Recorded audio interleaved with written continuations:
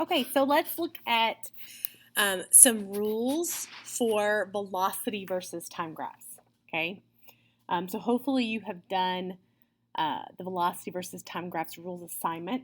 So this is just kind of summing it all up. So if we have a velocity versus time graph, we're going to place velocity, and I'm just going to say meters per second, on the y-axis, time on the x-axis, and of course we need a graph, okay? If we have something that looks like this, okay, notice the slope there for our velocity versus time graph is 0. So this right here means that the acceleration is 0 and that the object is moving with a constant positive velocity, okay? Now, if the line is down here, notice the slope is still 0, which means that the acceleration is 0. And this just means that we are moving with a constant negative velocity. So if you look here, everything above the x-axis is a positive velocity, whereas everything below the x-axis is a negative velocity, and then this right here is 0 velocity. So if we have something that looks like this, where the line is on that x-axis, that is 0 acceleration, but it's also 0 velocity, which means the object is not moving, that it's stopped, okay? So that's one thing that you should have noticed there, 0 slope. In this case, for velocity versus time graphs, the 0 slope means that there's 0 acceleration, which means the velocity is not changing. Velocity is not changing. Okay, all right, now let's look at something else here. So let's do another one. So velocity versus time graph.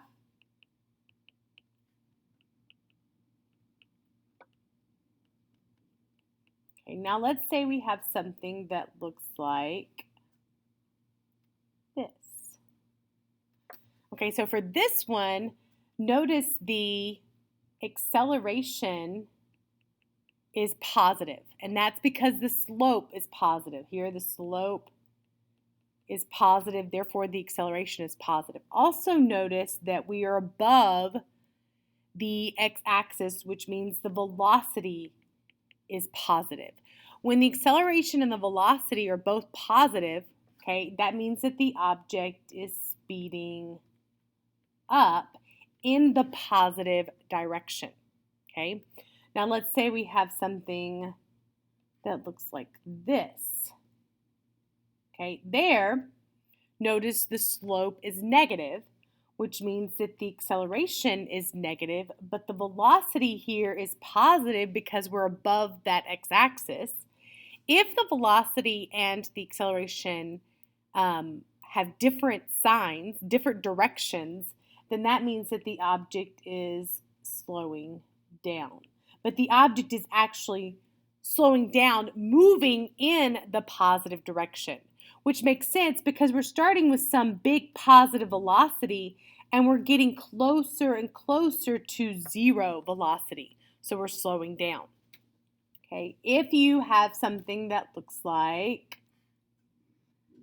this, okay, notice there the slope is negative, okay, the slope is negative, therefore the acceleration is negative, okay.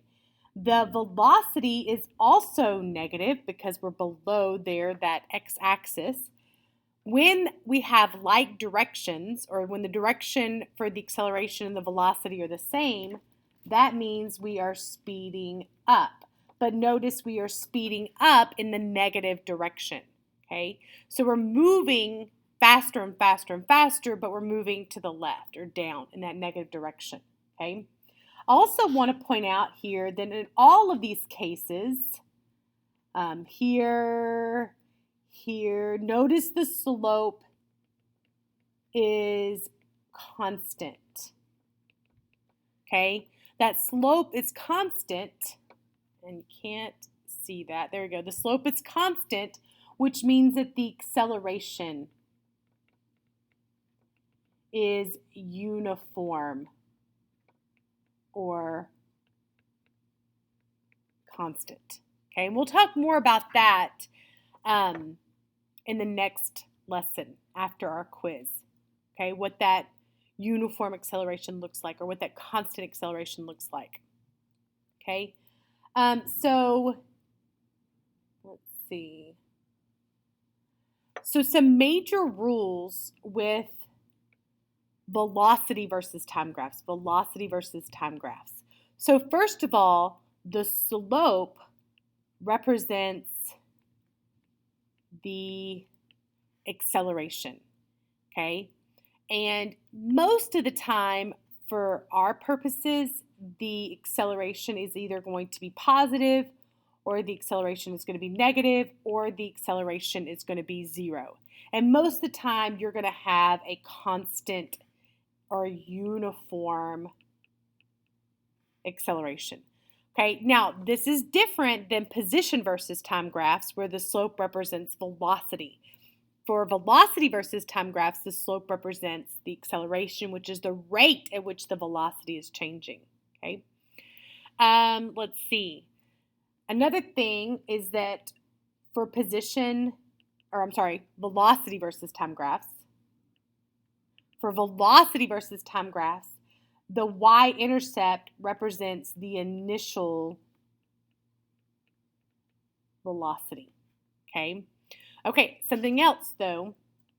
The area under the curve represents the displacement. And we'll talk about that. I'll give you an example of that. The area under the curve, which most of the time for our velocity versus time graphs, we're not going to have a curve. We're going to have a line. So you could think of line here. The area under or above the line, depending on if the line's above the x-axis or below, that represents the displacement. And again, we'll look at that in just a minute. So these are some major rules for velocity versus time graphs. Now let's look at an example, okay? So this one, it says construct a velocity versus time graph using the data that describes a familiar motion of a car traveling during rush hour traffic. So we're just going to actually make a velocity versus time graph. So velocity versus time, we're going to place velocity on the y-axis, and we're going to place time on the x-axis. And let's see, I'm just going to make this 5 meters per second, and I'm going to make this, let's see, 10 meters per second. And then let's see, we're going to go 1 second, 2 seconds. So this is 1 second, 2 seconds. Yeah, that looks good. 3 seconds, 4 seconds, 5 seconds, and 6 seconds. Okay? And we're going to construct this velocity versus time graph. So notice at 0 seconds, we have a velocity of 10 meters per second. Put a little dot there. At 1 second, we're at 10 meters per second. At 2 seconds, we are at 10 meters per second. At 3 seconds, we are at 10 meters per second. So we're right there at 10 meters per second for the first 4 seconds. So let's keep going. So 10 meters per second for the first 4 seconds. And then at 5 seconds, we are at 5 meters per second. So we're going to put a little dot there. And then at 6 seconds, we are at 0. So then we're going to draw a best fit line, something that looks like this. Let me get rid of that little dot right there. So that is what our velocity versus time graph would look like for this particular motion when graphed. Okay, so now we're going to answer these questions here on the side. It says describe the car's motion from 0 to 4 seconds. So notice from 0 to 4 seconds, the slope is 0, okay? Which means that for 0 to 4 seconds, the slope is 0, the acceleration is 0. Notice because we're above the x-axis, the velocity here is positive. What that means is that we are moving with a constant positive velocity for the first 4 seconds. Okay. Now notice for part B, describe the car's motion from 4 to 6 seconds.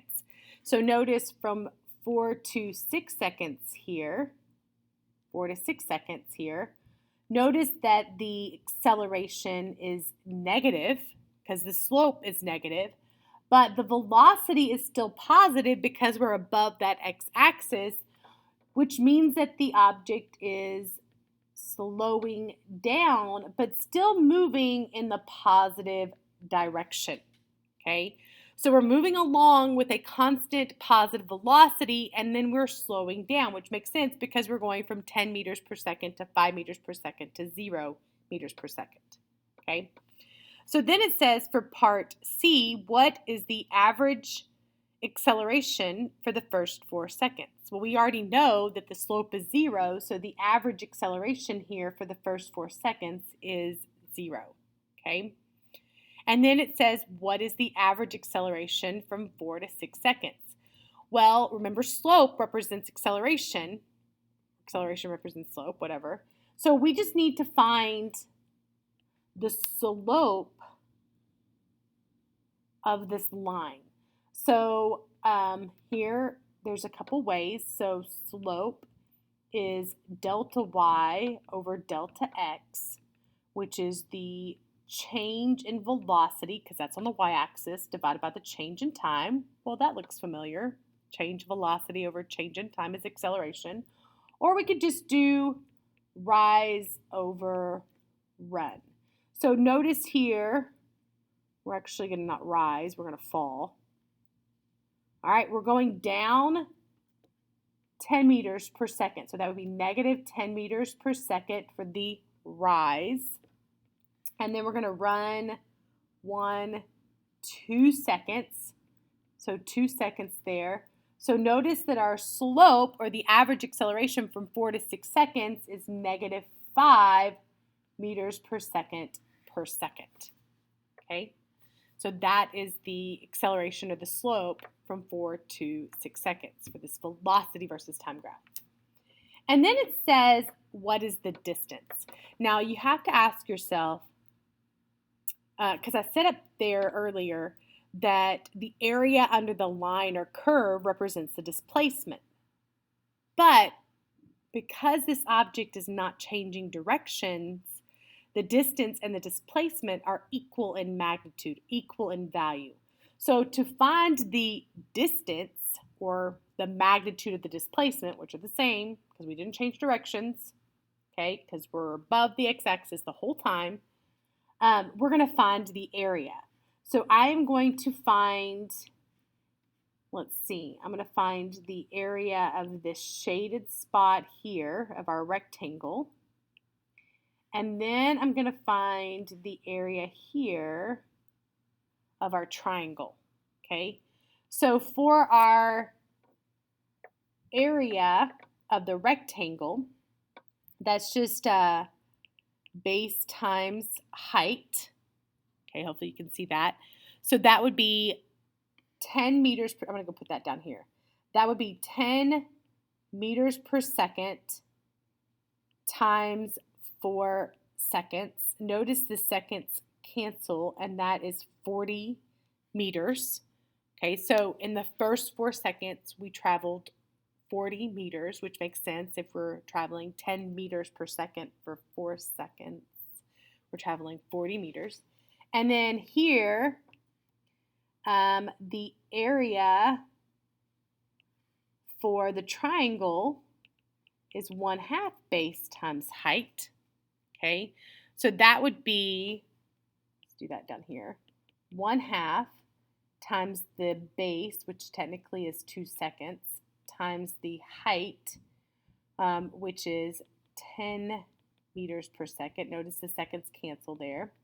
And so that would be 10 meters, because 10 times 2 is 20, divided by 2 is 10.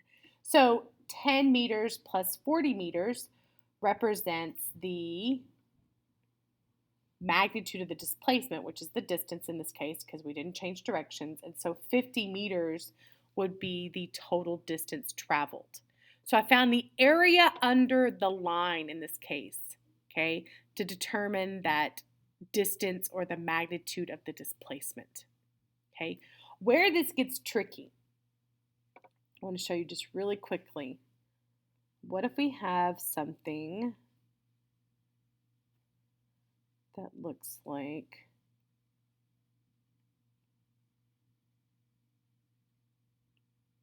this? Okay, let's say, you know what, let me write, hang on, let me go let's do this. Let's go right here, and then we're going to go right here, and right here. Okay, so let's say that this is 1 second. Let's say that this is 1 meter per second, and then -1 meter per second, because again, this is a velocity versus time graph.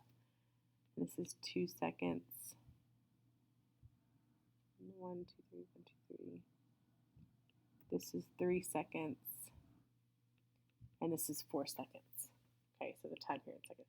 So where this gets tricky is if we have, what we have to do here is we have to, if we're trying to find the displacement, this would be a positive displacement here, and then this down here would be a negative displacement. So for this part, the area for this part, let's see, is just 1 meter, because 1 times 1 is 1. The area for this part would be 0.5 meters, because 1/2 base times height.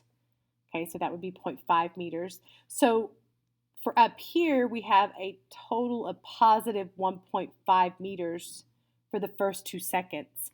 And then down here, okay, it's the same thing, but it's negative 1.5 meters for the total displacement for the last 2 seconds. So here, this would be a total displacement of 0. Okay, so the displacement up here is positive, whereas the displacement down here is negative. And so that would be a total displacement of 0 meters. Okay? All right, hopefully that makes sense. If you have any questions, you can always ask.